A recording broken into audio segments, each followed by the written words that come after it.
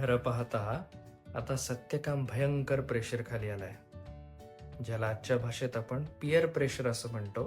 म्हणजेच आपल्याच समवयीन विद्यार्थ्यांबरोबर असलेली अनौपचारिक अलिखित अशी कॉम्पिटिशन. कारण आश्रमात राहून शिकण्यासाठीच्या बेसिक फॉर्मॅलिटी सुद्धा आपण पूर्ण करू शकणार नाही अशी जाणीव त्याला झाली आहे. त्याचबरोबर सत्य परिस्थिती जशीच्या तशी आपल्या गुरूंना सांगण्याचं दिलेलं वचन, सत्य परिस्थिती ऐकल्यानंतर आपले गुरु कोणता निर्णय घेतील, कोणती ॲक्शन घेतील, त्या ॲक्शनवर इतर विद्यार्थ्यांची काय रिॲक्शन असेल आणि अशा परिस्थितीत आपल्याला जे साध्य करायचंय ते करून घेता येऊ शकेल का, अशा स्ट्रेसफुल सिच्युएशनमध्ये, तणावामध्ये सुद्धा सत्यकाम आपला निर्भीडपणा, प्रामाणिकपणा आणि त्याला असलेलं कुतूहल टिकवून ठेवू शकेल. ओम असतो मा सद्गमय तमसो मा ज्योतिर्गमय प्रत्यर्मा अमृतं गमय.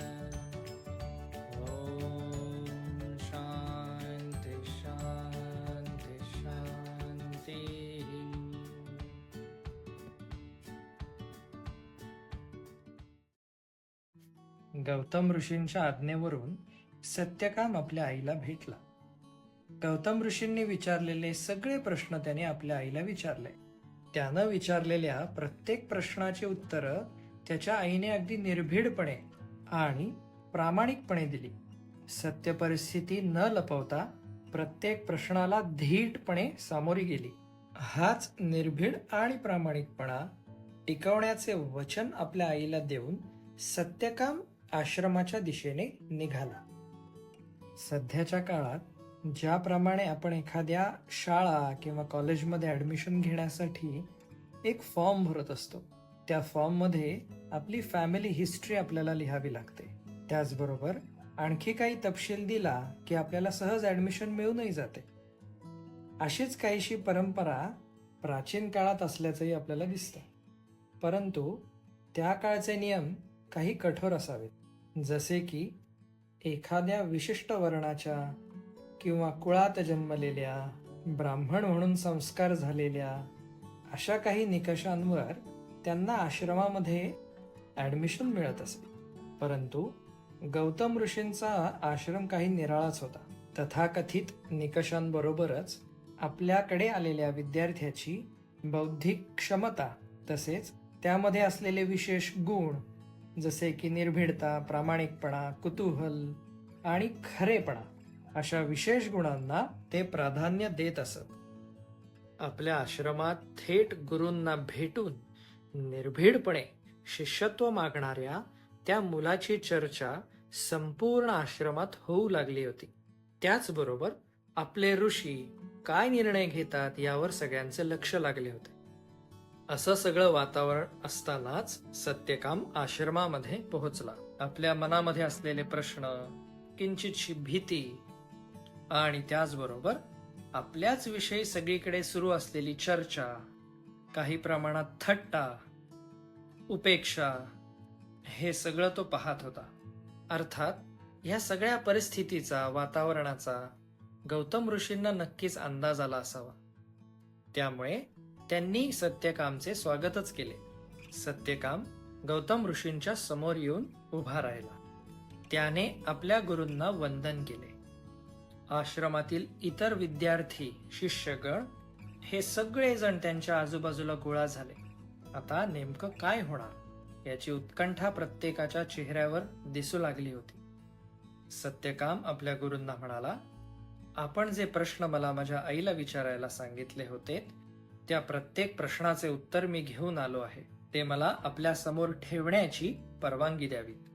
आपल्या आजूबाजूला, आपल्या मनामध्ये कितीही टेन्शन, तणाव असून देखील त्याच्या वागण्या बोलण्यात नम्रपणा आहे हे जाणवते. तो गौतम ऋषींना म्हणाला, माझे संपूर्ण नाव सत्यकाम जबाला.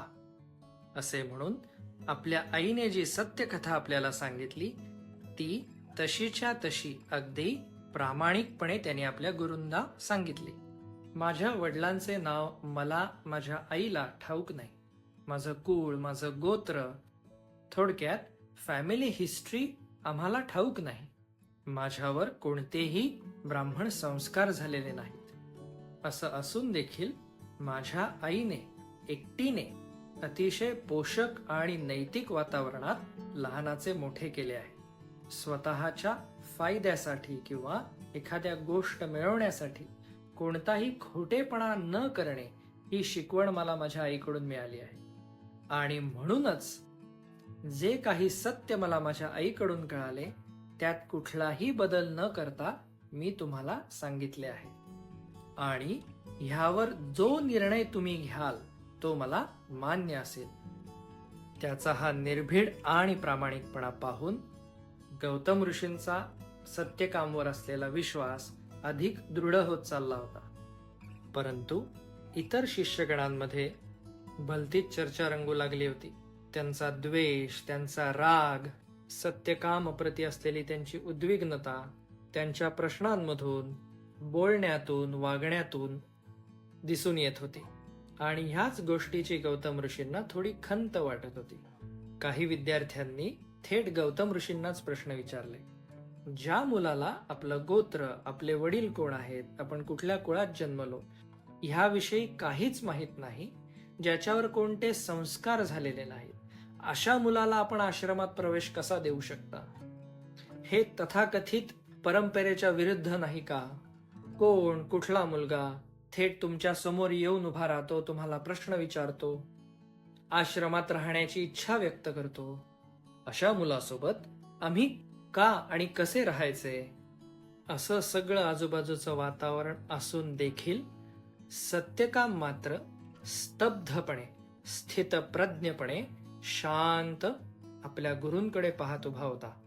गौतम ऋषींच्या कानावर आपल्या शिष्यगणांकडून येणारे प्रश्न, अशा वातावरणामध्ये स्तब्धपणे उभा असलेला सत्यकाम, त्याच्या चेहऱ्यावरील उत्कंठा, शिकण्याप्रती असलेली तळमळ आणि त्याचा निर्भीडपणा, प्रामाणिकपणा, ह्या सगळ्याचाच एकत्रित विचार ते करत होते.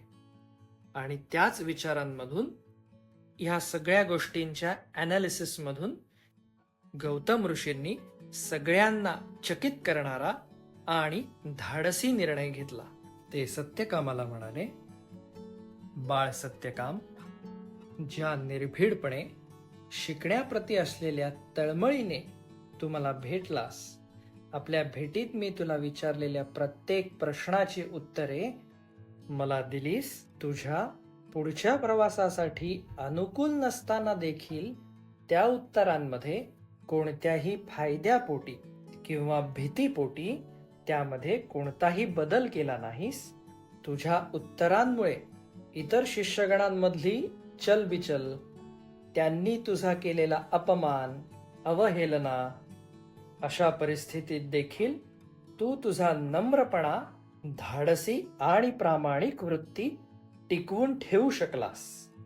हेच खरे संस्कार तुला उच्च वर्ण किंवा ब्राह्मणत्व प्रदान करतात. आणि ह्या निकषांवर मी नक्कीच तुला माझा शिष्य करून घेण्यास इच्छुक आहे. हा धाडसी निर्णय ऐकून इतर शिष्यगणांमध्ये पुन्हा एकदा चर्चेला उधाण आलं. त्यांना शांत करण्यासाठी ऋषी गौतम म्हणाले, केवळ उच्च वर्णामध्ये जन्माला येणं ह्याने आपलं कर्तृत्व सिद्ध होऊ शकत नाही. त्याकरता सत्यकाम सारखे विशेष गुण आणि त्यांचे संगोपन, योग्य वेळी आणि योग्य पद्धतीने त्यांचे प्रकटीकरण, हे देखील त्या व्यक्तीला विशेषता प्रदान करतात. त्यामुळे जी बुद्धिमानता आणि प्रगल्भता पहिल्याच भेटीत मला सत्यकामामध्ये दिसली, तीच प्रगल्भता अनेक वर्ष विद्या ग्रहण करत असलेल्या आपल्याकडून देखील अपेक्षित होती. असे बोलून उद्याच आपण सत्यकामाचे उपनयन करणार आहोत हे जाहीर करून टाकले. एखाद्या विशिष्ट फायद्याकरता सत्य परिस्थितीमध्ये आपल्या सोयीने बदल न करणे, आपल्या आजूबाजूच्या तणावपूर्ण वातावरणामध्ये देखील आपली स्थितप्रज्ञता, नम्रता, त्याचबरोबर निर्भीडता आणि प्रामाणिकता ढळू न देणे हे विशेष गुण आपल्याला सत्यकाम शिकवून जातो. त्याचबरोबर प्राचीन काळातील काही कठोर निकषांमध्ये बदल करून धाडसी निर्णय घेण्याचे बळ ऋषी गौतमांकडून घेण्यासारखे वाटते. सत्यकामाला मिळालेल्या संधीचं तो सोनं करू शकेल का? आपल्या ध्येय प्राप्तीच्या दिशेनं वाटचाल चालू ठेवू शकेल का? की वाटेत अजून काही प्रश्न, अडचणी यांचा सामना करावा लागेल? हे आपण पाहूयात पुढील भागात.